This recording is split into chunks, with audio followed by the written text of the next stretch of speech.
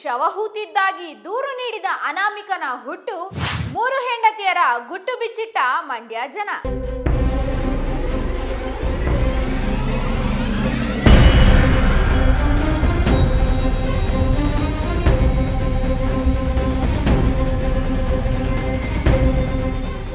ಹೌದು, ರಾಜ್ಯಾದ್ಯಂತ ಸುದ್ದಿಯಾಗಿದ್ದ ಧರ್ಮಸ್ಥಳದಲ್ಲಿ ನೂರಾರು ಶವಗಳನ್ನ ಹೂತು ಹಾಕಿದ್ದೇನೆ ಎಂದು ಹೇಳಿಕೊಂಡು ದೂರು ನೀಡಿರುವ ಮುಸುಕುಧಾರಿ ಅನಾಮಿಕನ ಬಗ್ಗೆ ಆತನ ಹುಟ್ಟೂರಿನ ಗ್ರಾಮಸ್ಥರು ಸ್ಫೋಟಕ ಮಾಹಿತಿಯನ್ನು ಹೊರಹಾಕಿದ್ದಾರೆ. ಧರ್ಮಸ್ಥಳದಲ್ಲಿ ನೂರಾರು ಶವಗಳನ್ನ ಅಕ್ರಮವಾಗಿ ಹೂತು ಹಾಕಿದ್ದೇನೆ.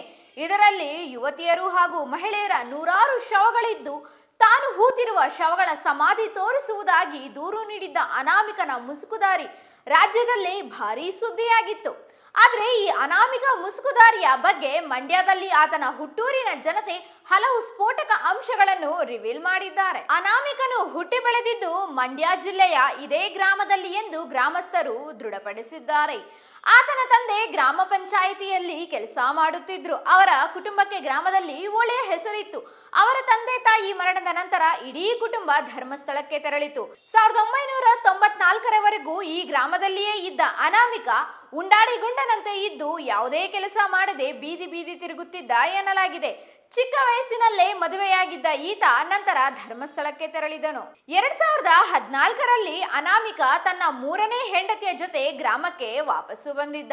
ಸುಮಾರು 1 ವರ್ಷ ಕಾಲ ಗ್ರಾಮದಲ್ಲಿ ಸ್ವಚ್ಛತಾ ಕಾರ್ಯದಲ್ಲಿ ತೊಡಗಿಕೊಂಡಿದ್ದನು. ನಂತರ ಗ್ರಾಮಸ್ಥರು ಸಹಾಯ ಮಾಡಿ ಶೀಟ್ನ ಮನೆ ನಿರ್ಮಿಸಿಕೊಟ್ಟಿದ್ದರು. ಆದರೆ ಆ ಜಾಗವನ್ನು ತನ್ನ ಹೆಸರಿಗೆ ಮಾಡಿಕೊಡುವಂತೆ ಗ್ರಾಮಸ್ಥರೊಂದಿಗೆ ಜಗಳ ಮಾಡಿಕೊಂಡನು ಎಂದು ತಿಳಿದು ಬಂದಿದೆ. ಸ್ವಚ್ಛತಾ ಕಾರ್ಯದ ಜೊತೆಗೆ ಇಟ್ಟಿಗೆ ಫ್ಯಾಕ್ಟರಿಯಲ್ಲಿ ಕೆಲಸ ಮಾಡುತ್ತಿರುವ ನಂತರ ಒಂದು ದಿನ ರಾತ್ರೋರಾತ್ರಿ ಊರು ಬಿಟ್ಟು ಪರಾರಿಯಾಗಿದ್ದಾನೆ ಎಂದು ಗ್ರಾಮಸ್ಥರು ಹೇಳಿದ್ದಾರೆ. ಅವನ ತಂದೆ ತಾಯಿ ಒಳ್ಳೆಯವರು, ಆದರೆ ಇವನು ಮಾತ್ರ ಫ್ರಾಡ್ ಎಂದು ಗ್ರಾಮಸ್ಥರು ಅನಾಮಿಕನ ಬಗ್ಗೆ ನೇರ ಆರೋಪ ಮಾಡಿದ್ದಾರೆ.